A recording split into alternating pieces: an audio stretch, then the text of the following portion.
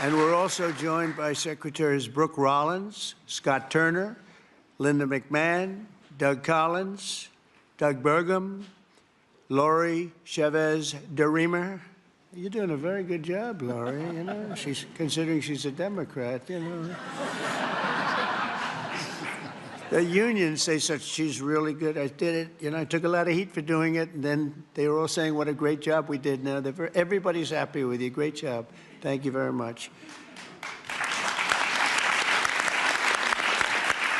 As well as EPA Administrator Lee Zeldin, Budget Director Russ Vaught, SBA Administrator Kelly Loeffler. Kelly's been amazing. She runs small business, which is actually the biggest business there is, right? She had no idea how big. She's doing great. FDA Commissioner Dr. Marty McCary. Thank you, Marty. NIH Director Dr. Jay Bhattacharya. Thank you very much, Jay. Thank you. And let's see, who do we have here? CMS Administrator Dr. Mehmet Oz, a tremendous guy, actually. Thank you very much, Mehmet. A friend of mine, a really great senator, Roger Marshall. Roger, thank you. Governors Mike Braun, Jim Pilon, Patrick Morrissey, Representatives Vern Buchanan, former Speaker of the House, Newt Gingrich. Newt, a very quiet man, very silent man. Nice to see you, Newt. 4 months ago, I created the Presidential Commission to Make America Healthy Again, and today the commission officially delivers its first report on childhood health. Here are just some of the alarming findings, and they really are alarming. It's unbelievable, terrible. More than 40% of American children now have at least one chronic health condition. Since the 1970s, rates of childhood cancer have soared in many cases by nearly 50%, 50%. Well, in the 1960s, less than 5% of the children were obese. Now over 20% are obese. A few decades ago, 1 in 1, think of this one. This is, to me, the one that gets me every time, and it seems to be getting worse. Just a few decades ago, 1 in 10,000 children had autism. Today, it's 1 in 31. Last time I heard the number is 1 in 34, right? Now it's 1 in 31. There's something wrong, and we will not stop until we defeat the chronic disease epidemic in America. We're going to get it done. For the first time ever, this report examines some of the root causes that many believe are making our children sicker and our population sicker, I guess. It just doesn't stop with the children. It's our population also, such as the ultra-processed foods, over-medicalization and over-prescription and widespread exposure to potentially toxic chemicals. Unlike other administrations, we will not be silenced or intimidated by the corporate lobbyists or special interests. And I want this group to do what they have to do. We have to spell it out. In some cases, it won't be nice or it won't be pretty, but we have to do it. When you hear 10,000, it was 1 in 10,000, and now it's 1 in 31 for autism. I think that's just a terrible thing. It has to be something on the outside. It has to be artificially induced, has to be. And we'll not allow our public health system to be captured by the very industries it's supposed to oversee. So we're demanding the answers. The public is demanding the answers, and that's why we're here. Already we're phasing out 8 of the most common artificial food dyes.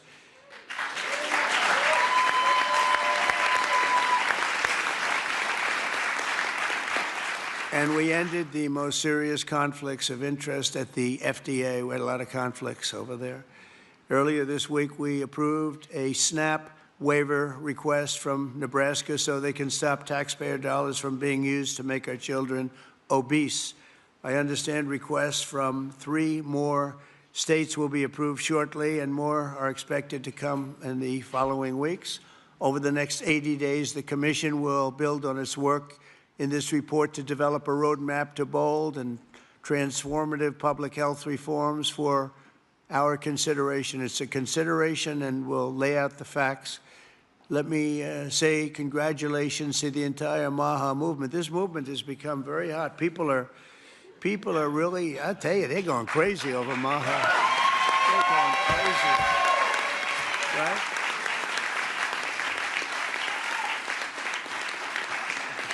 And I look forward to continuing the historic progress. And I will say this whole group, this whole table, they're very, you know, I use a word that's, because it's a beautiful word, actually. The Democrats took it and they used it instead of the word liberal. They used the word progressive.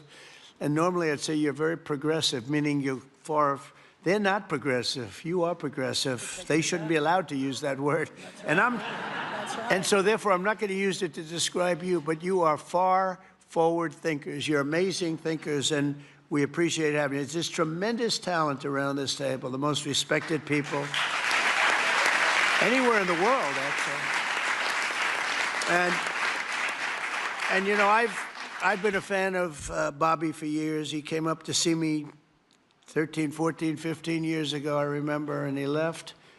And I made a couple of the statements that he made because I agreed with the same thing, and we both went through hell. Do you remember that? It was a massive, but you know what? We turned out to be right. It was sort of interesting. But I've been a friend of Bobby, and he's been a foe, too. You know, he's tried to stop a couple of my jobs. In one case, he did stop a job, and I was really angry. And then about 4 months later, we went into like a depression.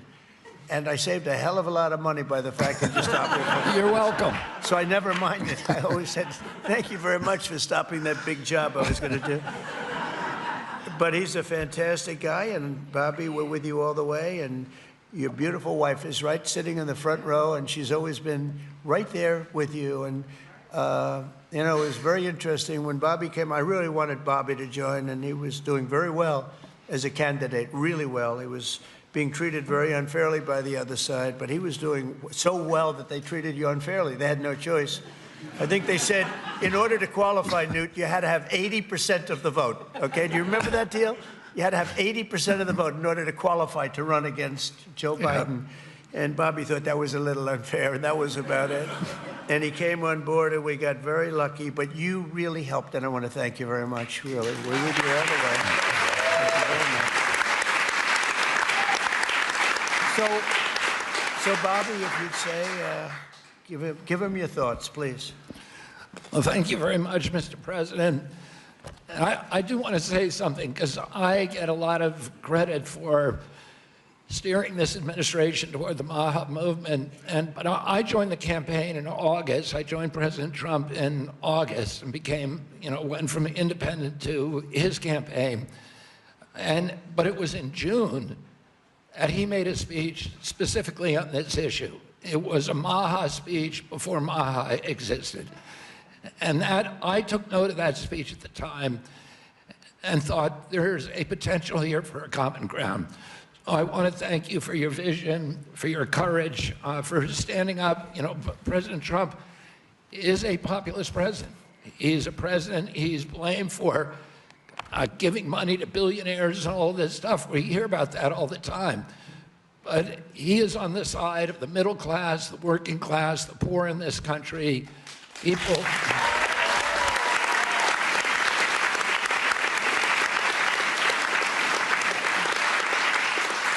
And I've been following, I've met every president since my uncle was president. And I've never seen a president, Democrat or Republican, that is willing to stand up to industry when it's the right thing to do, and they're willing to talk about really difficult issues and to hold his stand on those issues. I've never seen anything like it, and I'm very, very grateful to you. I've sat with industry again and again in a room with him and heard him say, we can't do that. We're going to do something different, deliver news that they didn't want to hear. Oh, I'm grateful to this. This is a milestone. There's never in American history has the federal government taken a position on public health like this. And because of President Trump's leadership, it's not just one cabinet secretary, it's the entire government that is behind this report.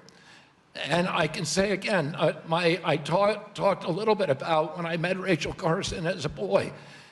My uncle tried to do this, but he was killed and it never got done.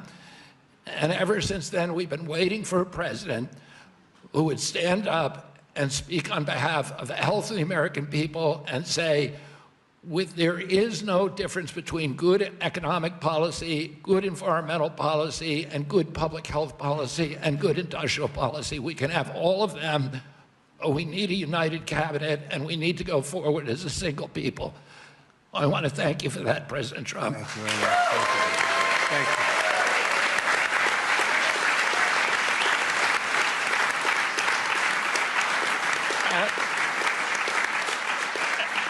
At its core, this report is a call to action for common sense. We've relied too much on conflicted research, ignored common sense, or what some would call mother's intuition. It's common sense that ultra-processed, nutrient-poor food contributes to chronic disease. It's common sense that excessive screen time and isolation lead to anxiety and depression, especially in children. It's common sense that exercise and healthy food should come before prescriptions and surgery.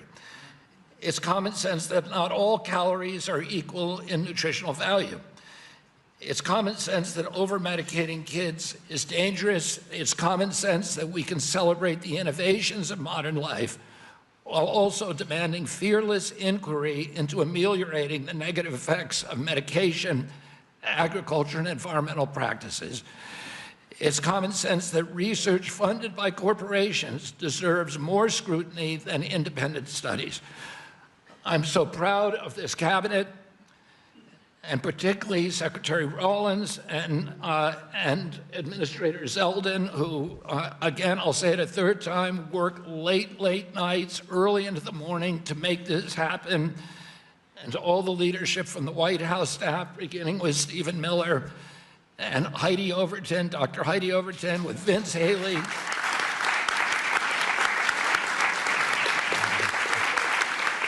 Their leadership and their steady hand in getting us to the goal line we could not have done it without them. They helped us grapple with weighty issues and committed this administration to solving large, complex challenges like children's health. We're joined here by senators, advocates, governors who I have worked with, and CEOs who I know who are all ready to begin carrying out this mission. This is the beginning of a conversation, a national conversation that we are going to have with maturity, with nuance, for the first time in history, thanks to your leadership, President Trump. There is a reason that the Maha Moms sided with you, President Trump. It's because this administration has the bravery to tell the truth and solve problems through innovation and not nanny state regulation. President Trump, I'm honored to present you the Maha report and work with this incredible cabinet that you have brought together to make our children healthy again.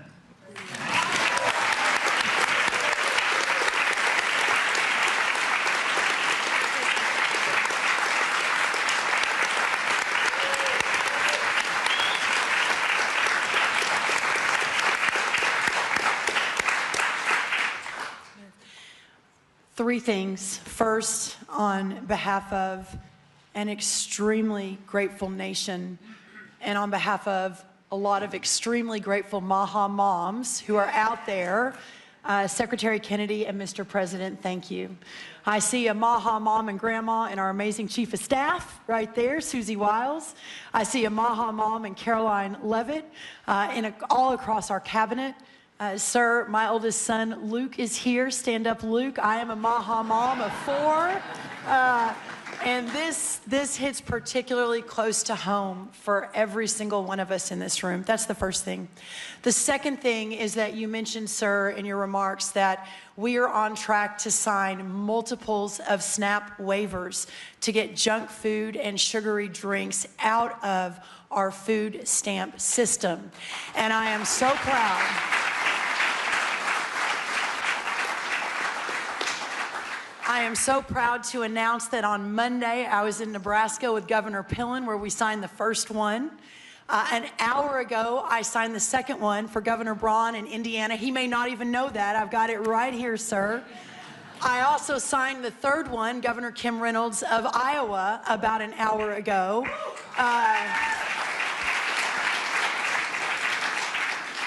With a half a dozen more coming down the line.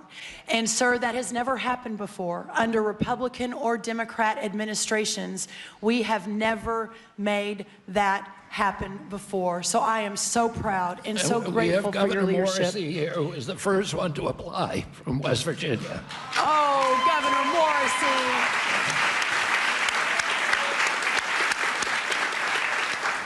We will make sure you're at the top of the pile, sir. I apologize. Governor Sanders has been a leader. Governor Polis from Colorado.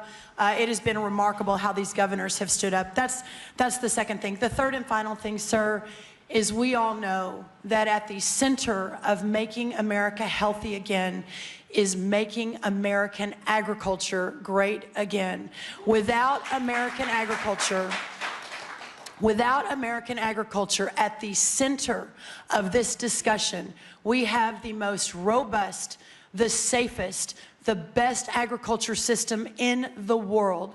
And in partnership with the amazing Secretary Kennedy and all of these incredible patriots sitting around this table, under the leadership of the extraordinary President Donald J. Trump, we will make America healthy again. And what an honor it is to be a part of that. Well, thank you, sir.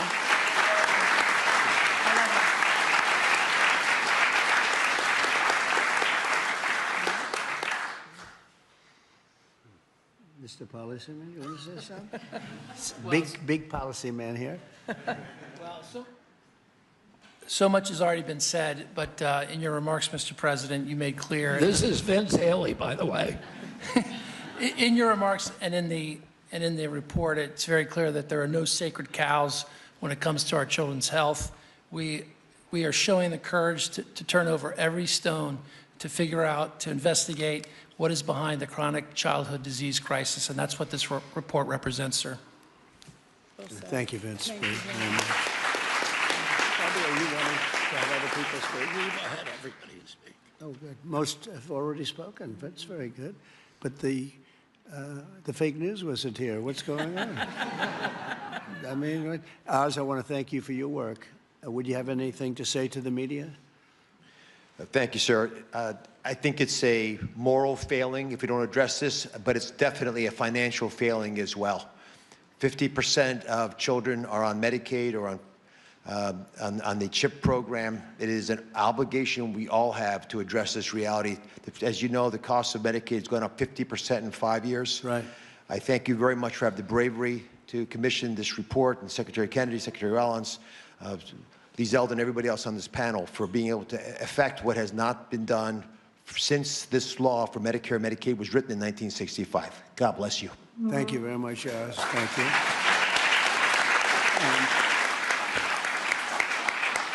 A man who's just so highly respected, Dr. Marty McCary. Would you say a couple of words, please?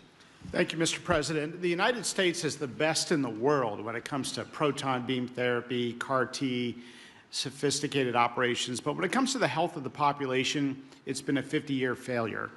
And we have got to change course, and it's not until you have had the courage to let us take on these giant issues, as Vince Haley said, without any sacred cows, that we've been able to change.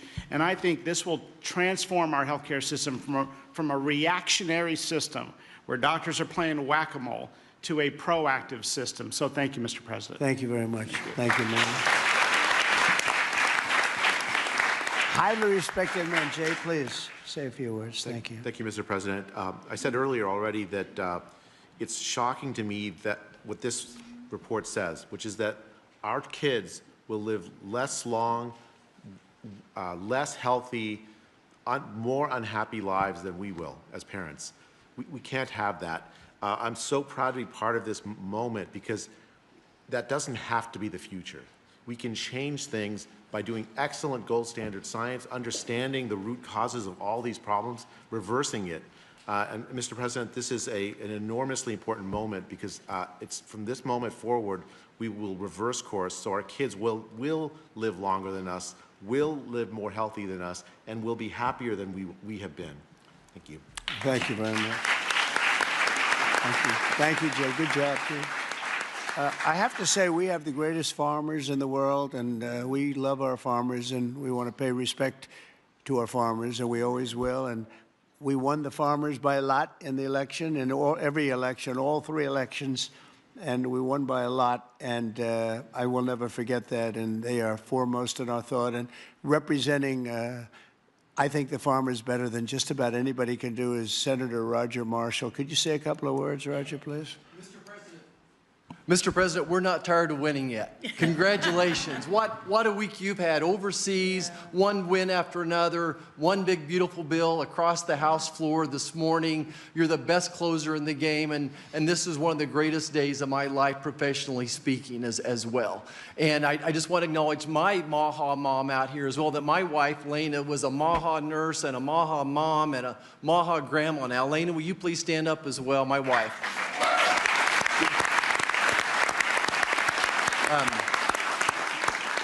Mr. President, as you know, I spent 25 years delivering babies most every day. We saw a huge epidemic of diabetes, of pregnancy, and this has exploded in so many different directions now. We have an epidemic in mental health in our youth, obesity rates 20%, 30%, of our children on a prescription drug, 60%, 70% of adults on a prescription drug. We can do better than this. And it does start with the farmer. It starts with soil health. And I just want you to know that our farmers are so committed to this as well. And so many of them are already doing great things. They're making the soil healthier. They're using less pesticides. They're doing all the right things. It's going to take a little bit more effort and time to get everybody with those practices. But the American farmer and rancher were the original environmentalists, the original conservationists, and they'll be right here working beside us, and we appreciate your support of them as well. Thank you, Roger. Great. Thank you. So I think I'll close by just saying that something happened a week ago that was very, very important, profound, but very important in so many ways. For years, I noticed that other countries paid much less for drugs and pharmaceuticals than we did. But I don't mean 2% less or 10%, which would be good, but I don't mean 20 or 25 or 30%. I mean, sometimes we paid 10 times more, 12 times more, 13 times more than other countries, where people from our country would be seen going into Mexico and seen going into other countries, leaving on trips and bringing their drugs home because they'd get in London, they'd be able to buy a drug for 1/10 the price of what it costs in New York City. And I watched this. And I watched it during my term, and I didn't like it. I didn't like it. And it's a very complex system, but, you know, we're smart also, maybe much smarter than they are. And at some point, we had to figure out, and I heard it was the middleman. Nobody told me who the middleman was. Nobody knew who the middleman was. Nobody ever heard. All I heard is the middleman. I said, they've got to be the richest people in the world, whoever they are. We don't even know if there is a middleman. All I know is that the drugs were 10 times higher and sometimes more than that. And I really got into it over the last year, and I figured the whole system out. And for various and sundry reasons, the United States of America was being screwed, and we were being taken advantage of and being laughed at for years and years. And I said, it's not going to happen anymore. And I brought a great gentleman, the head of Eli Lilly, in, who's great. He really is. He's great. He's done a fantastic job, and others also of the companies. And I'd have it out with him. I had debates with him, actually, and pretty much it was a debate that was impossible to lose. You had to be a real bad debater to lose that debate because they couldn't justify it. They tried to say, well, you know, we pay for research and development, and the United States has agreed to pay for 100%. I said, why? Why are we paying? And by the way, that wasn't even the number because it's still way too high if you took all the research and development. But you have other countries that are a lot more vicious than us in terms of their representatives. And they'd set a price for a drug and they'd say, tell the United States to pay for the rest. We were subsidizing the whole world. And I said, we're not going to do that anymore. We've been a laughing stock for so many years. The last 4 years, we've been a laughing stock. I said it. We were a laughing stock, and now we're the most respected and we're the hottest country in the world. We're going to remain that way. We're going to do that with drug costs, too. And so I said, I'm going to do something that's a very unpopular thing to do with a small number of people, mainly the people that own the drug companies and others. And I'm not even blaming them. They were able to get away with it. But it was really other nations that took advantage of us because the drug companies were under their thumb. And they would say, this is what I'm going to pay. and the European Union was right at the top of the list. Let me tell you, we're going to pay $20 for this, and we're not going to pay any more. And America would pay $240 for the same thing that they're paying $20. They said, tell America to pay for the rest. And for years, they went along aimlessly, and they did it. And I started making changes, and I'll never forget the end of my first term, which was very successful. We had the best stock market ever. We had the best economy ever of any president. We went up 88% in the stock market, as an example, and I think 116% in one of the other indices. And we had, we're doing well, but this whole thing with the drug costs always bothered me, and I started really studying it, and it's very complicated stuff. And I said, you know what? We are paying so much more, and I demanded favored nations. We're the biggest buyer, we're the best buyer, we're the most solid buyer, we're the one that paid for all of the research and development. And I said, we're going to do something that's earth-shattering. So at the end of my first term, I was so proud because it's the first time in 28 years that any president reduced drug prices during the course of 4 years. And you know what the number was? 1/4 of 1%.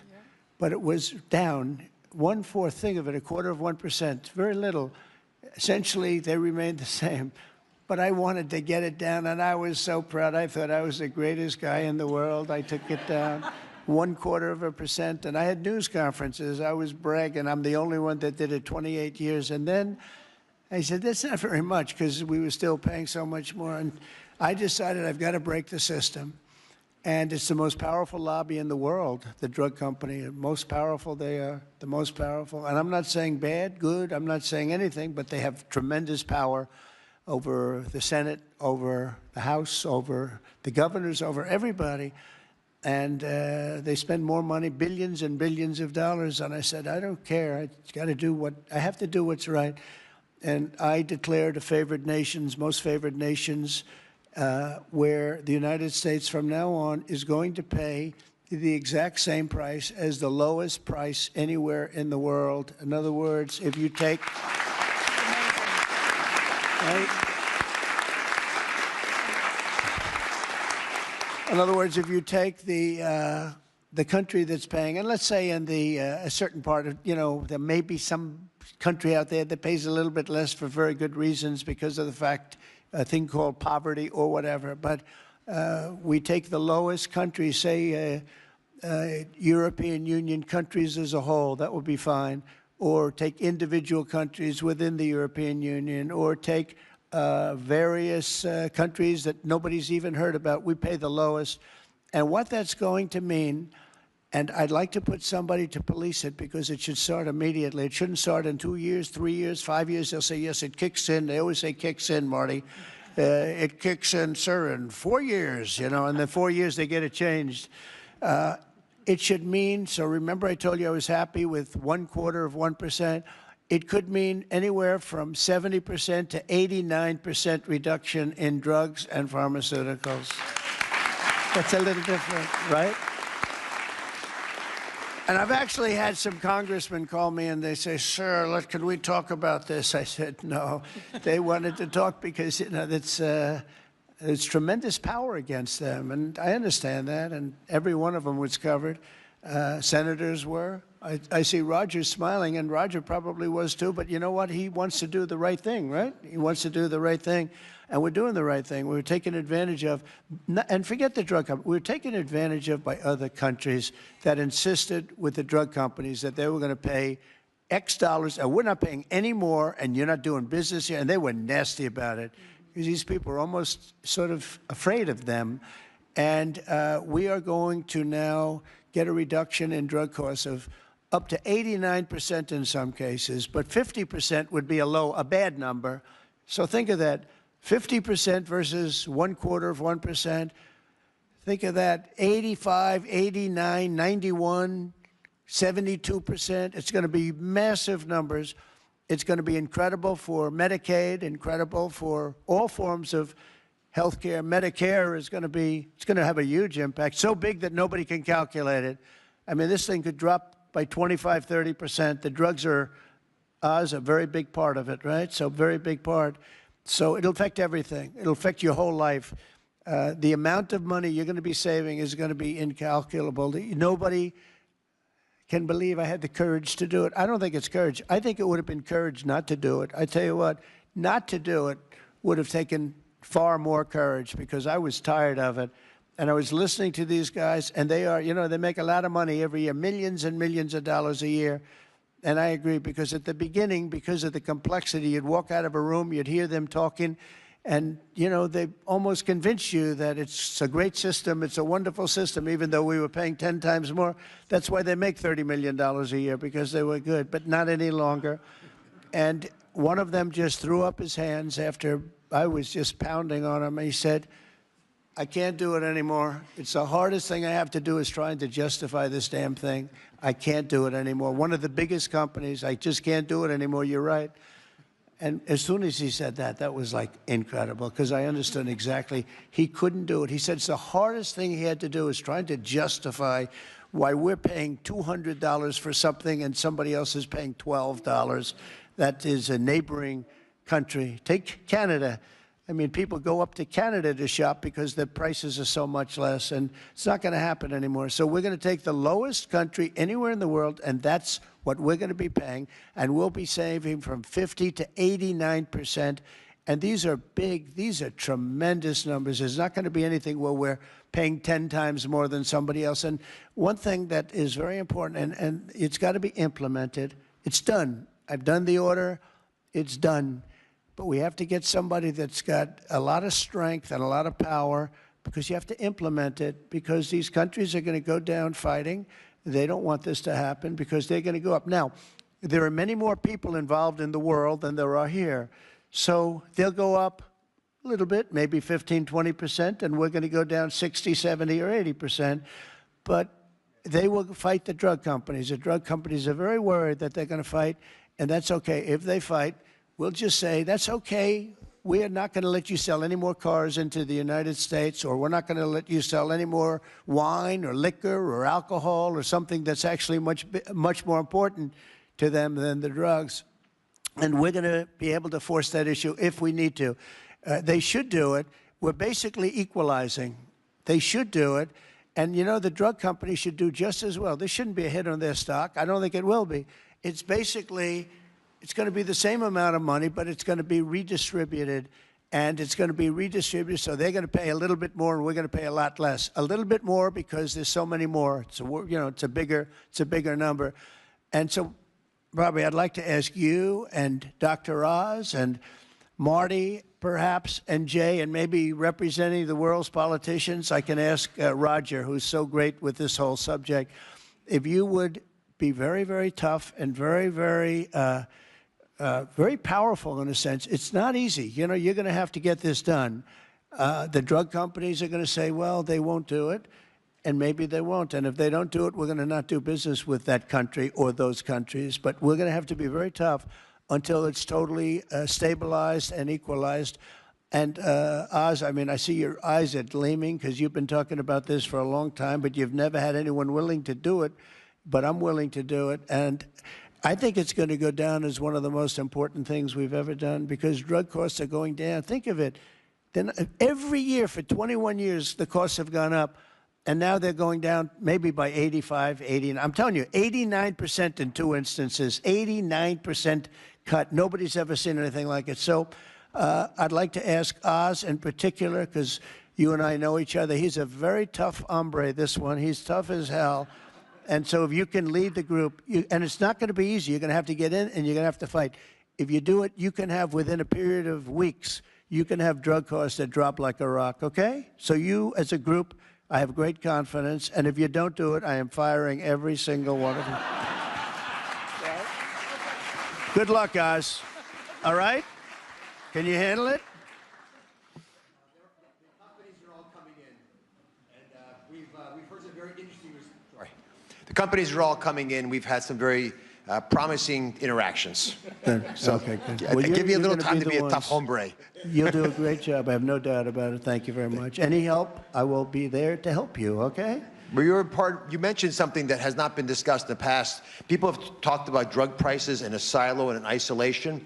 But when you start going to the countries where they give discounts to because they're getting beaten up there and you support these companies, they see a huge upside potential, and even greater than the numbers you mentioned. Right. They should be able to charge more than what they would historically have been tolerant of if they have the support of the U.S. government and you. And Secretary Kennedy is aware of all these discussions. Well, they were artificially low and artificially high. We were artificially high. They were artificially low. We're not going to let that. And I think you're going to be able to handle it pretty easily. But speed is very important because we can do this immediately. This doesn't take 2 years, 3 years. It doesn't take a month. So do the best you can. Thank you very much. Thank you, everybody. Thank you very much. Thank you, Bobby. Are we concluded, Bobby? Yes. Go ahead. Why don't you Thank you, finish it Mr. off? President. Let's all give a hand for President Trump for his leadership. Thank you.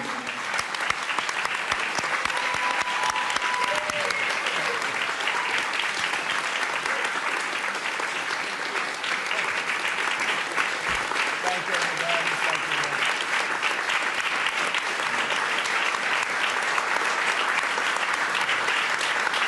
you. Power plant. 2 weeks.